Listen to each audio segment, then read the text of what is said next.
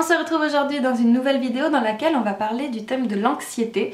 J'avais déjà fait plusieurs anciennes vidéos dans lesquelles j'abordais ce sujet-là sous différents aspects, donc je te mettrai tous les liens qui concernent ces vidéos-là dans la description si ça t'intéresse.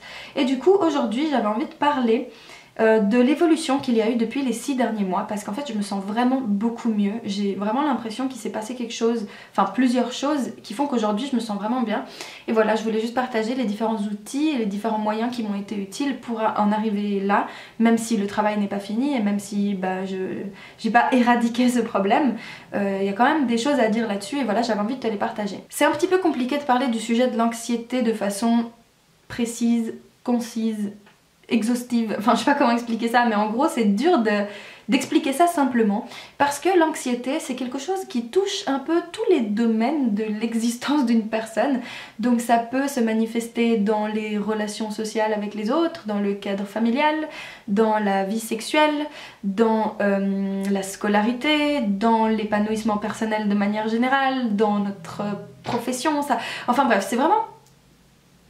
Quand tu as des troubles en fait et que tu as du mal avec tes émotions et que notamment tu fais de l'anxiété, c'est vraiment difficile d'expliquer exactement comment ça se manifeste et d'où ça vient et pourquoi, parce que c'est super diffus, c'est super confus. Souvent il y a des raisons précises si on arrive à les identifier, soit tout seul, soit grâce à un thérapeute, mais c'est vrai que souvent c'est quelque chose qui s'installe progressivement dans la vie et puis qui commence un peu à voilà, parasiter un peu tous les aspects de la vie d'un être humain, et c'est dur à identifier, c'est dur à vraiment se dire ah là c'est de l'anxiété, là c'en est pas, et puis là en fait si j'arrive pas à faire ça ou si j'ai ce problème c'est parce que je suis anxieux, etc. etc. Donc voilà, c'est vraiment quelque chose de complexe et de difficile à saisir, et voilà je vais essayer avec mes mots de définir au mieux ce que je vis personnellement en tant que troubles anxieux. Déjà ce qui me paraît important à préciser c'est que les troubles anxieux c'est pas la même chose que la dépression, c'est pas la même chose que le stress et c'est pas la même chose que plein de trucs qu'on a tendance à qualifier de troubles anxieux, parce que c'est un peu une sorte de fourre-tout les troubles anxieux. On a tendance à dire qu'un peu tout est de l'anxiété, mais c'est un peu plus compliqué que ça. Bien évidemment, les troubles anxieux peuvent conduire à une dépression et inversement, quand on fait une dépression, très souvent on peut développer des troubles anxieux. Enfin bref, savoir qui vient avant ou après, je ne sais pas exactement comment ça se passe, mais c'est vrai que ça peut être lié. Par contre, c'est pas forcément la même chose. On peut très bien être quelqu'un qui a certains petits soucis avec l'anxiété sans pour autant être dépressif. Et c'est pas la même chose que le stress. Le stress que l'on ressent souvent c'est juste une réaction normale physique du corps, alors que l'anxiété c'est un problème complexe qui en fait se traduit par un sentiment d'insécurité très profond qui vient en fait d'un conflit interne aussi très profond qui est très difficilement identifiable et qui nous fait ressentir quelque chose de similaire à la peur sans que ce soit vraiment de la peur. Alors je sais que dit comme ça c'est bizarre, il y a sûrement des manières beaucoup plus précises de définir le trouble anxieux, du coup je vais peut-être donner une définition d'internet, mais moi c'est comme ça en tout cas que j'ai percuté et en tout cas que je comprends ce que c'est l'anxiété. Alors je suis allée au plus simple, je vais aller sur la page Wikipédia des troubles anxieux pour te l'expliquer. Donc les troubles anxieux constituent un ensemble de troubles psychologiques représentant plusieurs formes de peur et d'anxiété anormales ou pathologiques. Le critère diagnostic psychiatrique reconnaît une large variété de troubles anxieux. Les individus souffrant de ces troubles peuvent être guéris entièrement. L'anxiété elle-même n'est pas en soi pathologique, mais elle peut devenir un trouble anxieux lorsque cette émotion devient envahissante et qu'elle entraîne de manière permanente ou discontinue une souffrance significative à l'individu. Personne n'est à l'abri de ces problèmes. Une anxiété intense peut être présente pour ceux qui ont des troubles psychiatriques sévères, dont la dépression. Elle est ou peut être associée alors à d'autres pathologies. Comme ça a été dit, les troubles anxieux vont rassembler une multitude de manifestations différentes qui vont varier d'une personne à l'autre. Donc dans les troubles anxieux, on va retrouver le trouble anxieux généralisé, on va retrouver les troubles obsessionnels compulsifs qu'on appelle plus communément les TOC, on va retrouver les attaques de panique, on va retrouver les phobies et bien d'autres types de manifestations d'anxiété. Il faut aussi savoir dissocier l'anxiété du sentiment de peur, même si ça y ressemble beaucoup et que comme pour la dépression ça peut y être directement lié.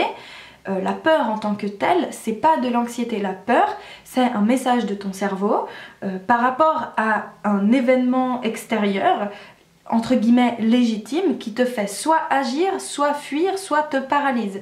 Parce qu'il y a une vraie raison extérieure qui te met dans une situation de danger. Donc ton cerveau te dit là il faut faire quelque chose, ou au contraire il faut partir, ou au contraire il faut pas bouger. Voilà. Alors que l'anxiété, c'est un sentiment beaucoup plus abstrait qui naît à l'intérieur de nous, qui à un certain moment va pouvoir être mis en relation avec des éléments extérieurs, c'est-à-dire qu'on peut commencer à associer notre sentiment d'anxiété à une personne ou à une situation ou à un objet, mais ça c'est pas directement la cause de notre anxiété. La cause de notre anxiété, elle est interne, c'est quelque chose qui se construit d'une façon très progressive à un certain moment donné de notre vie, qui peut évidemment être provoqué par une situation extérieure, par exemple un trauma, une situation difficile à vivre ou tout simplement un événement voilà, qu'on n'a pas su gérer, mais qui va progressivement créer des sortes de liens étranges en nous et qui va naître en fait d'un conflit interne très profond. Et du coup il y a différentes manifestations de l'anxiété, en tout cas pour moi. Donc il y a le trouble phobique dont j'ai déjà parlé dans une autre vidéo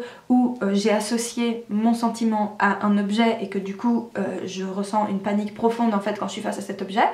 Il y a cette manière-là de ressentir l'anxiété, mais il y a aussi le fait que parfois j'angoisse alors qu'il n'y a absolument rien autour de moi. Aucun signal, aucun danger extérieur, aucune situation en fait qui est censée me mettre dans cet état. Et pourtant je vais commencer à ressentir de l'angoisse comme ça, comme si ça venait de nulle part. Et on s'en rend pas compte parce que tout simplement ça naît en fait de... Il y a une sorte de micmac de pensées qui se crée. Il y a une multitude de pensées différentes qui vont s'entrechoquer dans ta tête et qui vont commencer à te faire ressentir de l'angoisse. Et le pire c'est que tu t'en veux parce que tu sais que t'as pas de raison de le ressentir. Tu te dis mais... putain, pourquoi je commence à bader alors que je devrais me sentir bien? Donc en fait, on rajoute des couches et des couches et des couches de pensées anxiogènes à notre sentiment de base et en fait on s'emballe dans ce sentiment sans pouvoir s'arrêter. Et parfois ça peut aboutir à la crise d'angoisse ou la crise de panique ou justement des moments où on pète un câble parce que on n'arrive pas à stopper en fait l'engrenage des pensées qui nous provoquent ce sentiment. En ce qui me concerne, c'est en allant chez une psy et en faisant une thérapie maintenant depuis 4 ans que j'ai réussi à identifier comment s'est formé ce sentiment dans ma vie, quel a été le facteur en fait qui a commencé à me faire partir dans cet engrenage. Donc j'en ai déjà parlé dans plusieurs vidéos, c'est pas un tabou, j'en parle sans problème.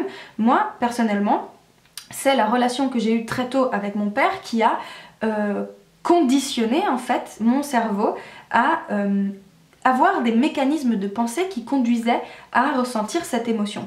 Et j'utilise vraiment le mot conditionné, c'est même pas moi en fait qui l'avais utilisé à la base, à nouveau c'est ma psy qui m'a expliqué que ça fonctionne vraiment comme ça. C'est surtout quand ça arrive très tôt, ton cerveau il apprend à fonctionner d'une certaine manière et du coup il se moule en fait dans cette manière-là et il sait pas comment faire autrement. Du coup, ça c'est pour mon cas, peut-être que c'est pas le cas pour tout le monde. En fait c'est un peu comme quand on dresse un chien ou quand on va essayer de laver le cerveau de quelqu'un, c'est vraiment comme ça, on va créer un conditionnement dans sa tête.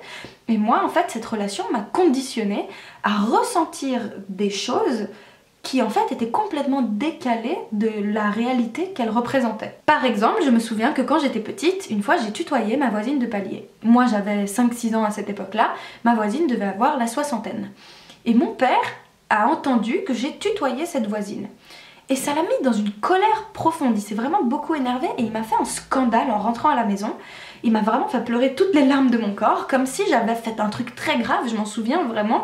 C'était un scandale chez moi, maintenant avec le recul je me rends compte que cette situation était complètement démesurée face à la situation parce que la réaction qu'a eu mon père à ce moment-là c'était une réaction qui aurait pu se comprendre si j'avais mis en danger la vie de quelqu'un par exemple ou si je m'étais mis moi-même ma propre vie en danger. Mais là j'avais juste tutoyé ma voisine et en fait le fait que mon père se mette dans cet état et me mette dans un état de stress si intense, c'était pas une situation exceptionnel, dans le sens où en fait c'est quelque chose qui arrivait souvent et ça c'est quelque chose qui était très récurrent et qui a duré des années. Très souvent mon père a eu des réactions complètement démesurées face aux situations. En fait j'ai grandi depuis toute petite en tant qu'enfant, préado et adolescente dans le sentiment qu'il allait se passer toujours quelque chose d'extrêmement grave si je disais, si je faisais, si je me retrouvais dans une situation qui en fait n'était pas du tout si grave que ça.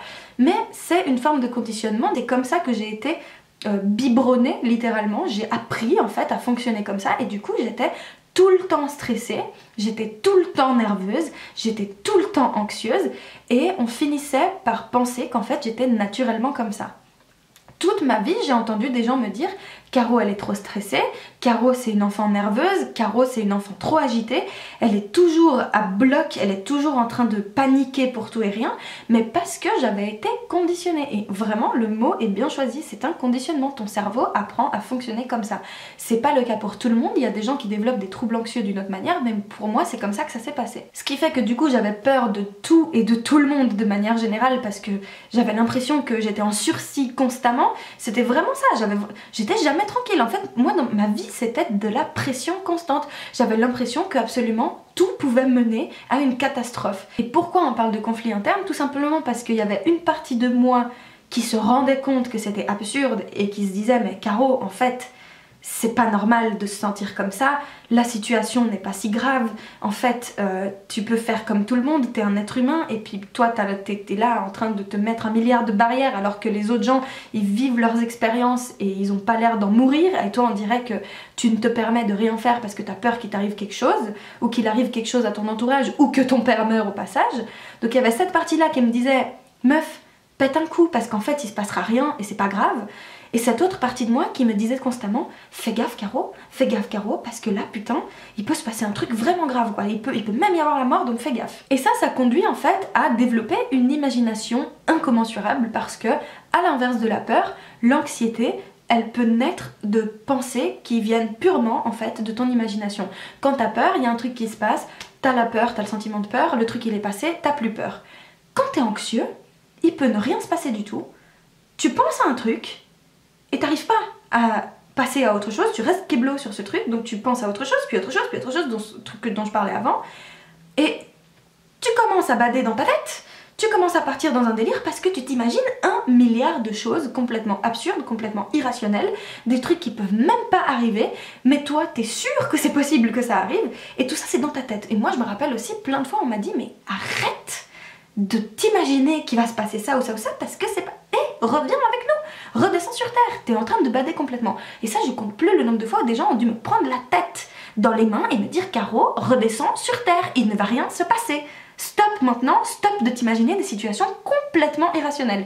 Et ça c'est comment j'ai fonctionné pendant des années et ça se compte en dizaines d'années. Et pour ma part, peut-être que c'est pas le cas pour tout le monde, mais en tout cas c'était mon cas quasi systématiquement, ça s'accompagnait de pleurs constamment. Je pleurais tout le temps. Dès que je commençais à ressentir de l'anxiété, je me mettais à pleurer. Et ça j'en ai parlé dans plusieurs de mes vidéos quand je parlais d'hypersensibilité, d'hyperémotivité, tout ça.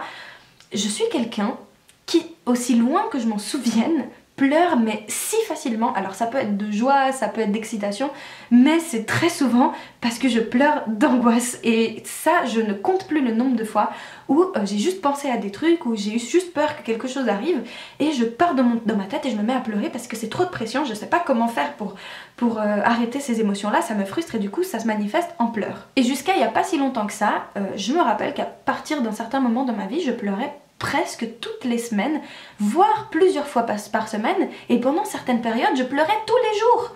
Alors je te rassure, j'ai pas pleuré pendant des années tous les jours, mais il y a plusieurs périodes de ma vie qui se comptent en semaines où je ne passais pas un seul jour sans me mettre à chialer parce que je pensais à un truc ou parce que voilà j'avais cette relation toxique en fait qui littéralement parasitait ma vie. Il y a eu un moment dans ma vie où en fait le sentiment d'anxiété a commencé à se manifester par de la colère. J'ai commencé à m'énerver et ça j'en ai parlé à nouveau dans les anciennes vidéos, je te laisserai les regarder si tu veux. Et donc ma manière d'extérioriser l'angoisse que je ressentais c'était en m'énervant. C'était comme ça en fait que j'essayais de tout défouler.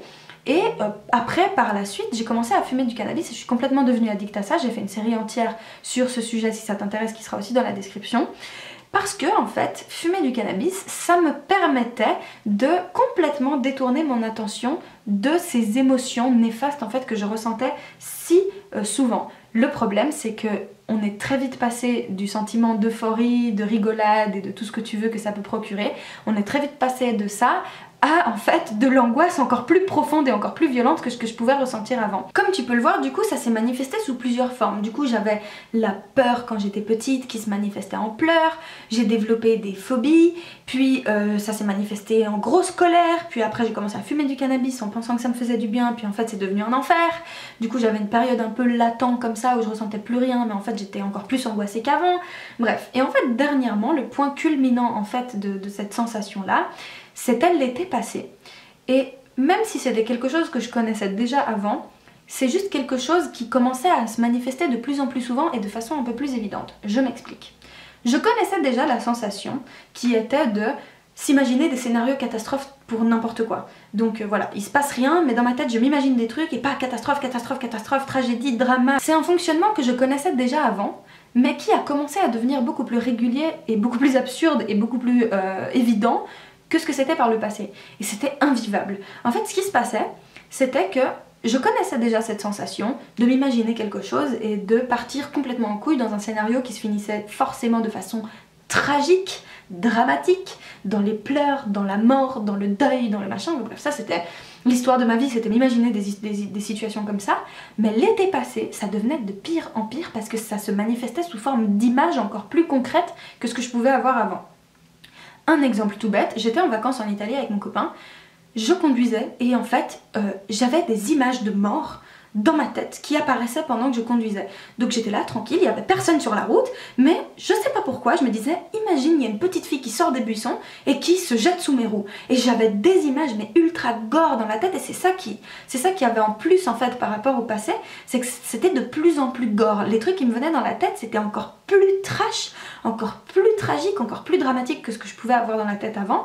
Et donc à chaque fois, dans des situations mais complètement random comme conduire sur l'autoroute, j'avais toujours des flashs d'images qui me venaient dans la tête et qui littéralement me faisaient voir des images dégueulasses de morts, d'accidents, de blessures, de tragédies en fait.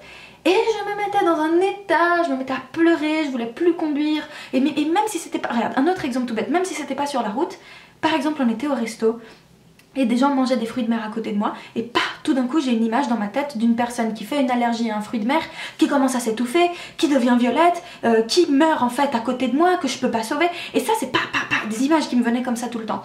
Et ça se manifestait aussi sous forme de rêve. Une fois, je me rappelle, on est sorti avec mon copain, on était dehors et il y avait une voiture accidentée dans la rue. On n'a pas vu l'accident, mais on a vu la voiture accidentée. Qu'est-ce qui s'est passé dans ma tête? J'ai commencé à m'imaginer que mon copain et ses cousins allaient faire le même accident. J'avais l'image de mon copain complètement déchiqueté à cause de l'accident. Je l'imaginais déjà avec la boîte crânienne explosée. Enfin bref, vraiment, c'était des images ultra gore. Et j'en pouvais plus de ressentir ces trucs. Ça avait comme gradé d'un niveau. Dans ma tête, ça devenait encore plus pire que ce que... Enfin déjà avant, depuis autant d'années, j'avais déjà des scénarios catastrophes dans ma tête qui menaient toujours à des trucs horribles. Mais là, on allait toujours plus loin en fait dans le vice. Et ça commençait à devenir insupportable à vivre et à ce moment-là, je fumais encore. Tout ça pour dire que l'année passée, j'en suis arrivée à un point de... J'étais éreintée, j'en avais marre, j'étais fatiguée. Et c'est vraiment, ça te fatigue la tête. Quand t'es anxieux, t'es fatigué tout le temps du cerveau parce qu'il n'y a jamais de pause, il est jamais tranquille. Je sais que ça peut choquer certains parce que des fois dans mes vidéos, je suis en mode c'est bon, c'est chill, on est dans le moment présent, on parle de méditation et puis on se prend pas la tête et puis machin. Mais en réalité, derrière tout ça, il y a tout un historique complètement désastreux de mes émotions qui maintenant va tellement mieux. Mais ça, je vais faire cette vidéo en deux parties, sinon elle sera trop longue. Je vais te parler du comment ça va mieux dans ma prochaine vidéo. Mais ça c'est un peu pour te mettre le schéma de base, pour te dire que voilà, j'étais arrivée à un point où en fait c'était invivable de ressentir ces choses-là parce que non seulement ça me fatiguait moi, mais ça fatiguait tous les gens autour de moi. Parce que au bout d'un moment, les autres ils finissent aussi par ressentir toute ta détresse et savent pas quoi faire. Ils n'arrivent plus à te rassurer, ils n'arrivent plus à te raisonner, ils sont perdus. Et pourtant à cette période-là, je voyais déjà une psy depuis un certain temps, depuis 3 ans en fait. Mais c'est juste parce qu'il y avait toujours quelque chose, et ce quelque chose en fait c'était ce dont je parlerai dans la prochaine vidéo, c'était la relation que j'avais avec mon père. Cette relation-là, en fait, elle était devenue le déclencheur de tous mes déboires émotionnels. Pourquoi? Tout simplement parce que cette relation était devenue la matérialisation, le symbole en fait, de mon anxiété. Et j'arrivais pas à mettre de la distance entre ce que j'avais vécu avec mon père et ce que je vivais à ce moment-là dans ma vie. Parce que mon père, je le voyais de moins en moins, il était de moins en moins présent dans ma vie, mais émotionnellement, il était toujours dans ma tête. Et il y avait toujours ce mécanisme, ce conditionnement, cette façon de réagir aux choses qui en fait était complètement parasitant dans mes émotions. Parce qu'en fait je m'appropriais ce que lui il ressentait, parce que lui dans sa tête en fait ça fonctionne aussi beaucoup comme ça, mais pendant très longtemps, j'ai pas pu dissocier ce que lui il avait dans la tête et ce que lui il ressentait et comment lui il réagissait aux choses et ce que moi je vivais. J'étais complètement colonisée en fait par sa manière de penser, sa manière de ressentir les choses, par ses troubles à lui. Et donc j'ai pas réussi pendant des années à me détacher en fait de tout ce qu'il ressentait. Je m'appropriais tout en fait. J'arrivais pas à faire la différence entre lui et moi. Et donc même avec les années, même en le voyant moins, vu qu'il y avait encore ce côté émotionnel très fort où en fait il était toujours très présent en fait dans mon esprit, et ben je continuais encore et toujours d'avoir ces épisodes anxieux qui s'empiraient et qui s'empiraient et qui s'empiraient. Et donc voilà, on en était arrivé à un point où c'était plus vivable, où je pleurais absolument tous les jours, c'était insupportable. Et j'ai trouvé une solution à tous ces problèmes. Mais ça du coup je vais t'en parler dans la partie 2. Cette vidéo elle était vraiment juste là pour te donner un peu le décor, le background de comment ça peut évoluer les troubles anxieux chez une personne. À nouveau c'est très personnel, pas tout le monde le vit comme ça, bien au contraire. Heureusement moi je suis jamais tombée en dépression, j'ai jamais développé de TOC, j'ai jamais fait d'anxiété sociale ou ce genre de choses, mais ça peut conduire à ça. Et moi, bah voilà, le point culminant de tout ça, c'était l'été passé où vraiment j'étais toujours en scénario catastrophe dans ma tête et je ne savais plus quoi faire. J'espère que c'était pas trop déprimant parce que c'était pas le but et surtout parce que c'est plus du tout d'actualité. Je ne me sens plus du tout dans cet état-là, ça fait bien maintenant quelques mois que j'ai complètement oublié ce que c'était que cette sensation. Alors je l'ai pas vraiment totalement oublié, mais je veux dire, enfin c'est tellement moins présent dans ma vie que c'est comme si en fait j'étais une autre personne maintenant et ça fait vraiment du bien. Mais voilà, ça me semblait important de donner tous ces détails et d'expliquer la situation parce que je suis persuadée que je suis pas la seule à le vivre comme ça et peut-être que mettre des mots sur ma situation ça te permettra à toi de comprendre mieux la tienne si tu te sens concernée. Voilà, du coup on se retrouve dans une prochaine vidéo pour la partie 2 pour tout ce qu'il y a de positif, tout ce qui s'est passé par la suite et comment j'ai fait pour me sentir mieux. Et voilà, n'hésite pas à commenter sous cette vidéo ce que ça t'a provoquer comme réflexion, si tu te sens concerné par ce trouble ou par un autre, peu importe. Mais voilà, si tu sens le besoin et l'envie de t'exprimer sous cette vidéo, toujours dans la bienveillance et le respect s'il te plaît, je t'invite à le faire si ça peut te faire du bien. On se retrouve du coup bientôt dans la partie 2, d'ici là prends grand soin de toi et n'oublie jamais que je t'aime très fort.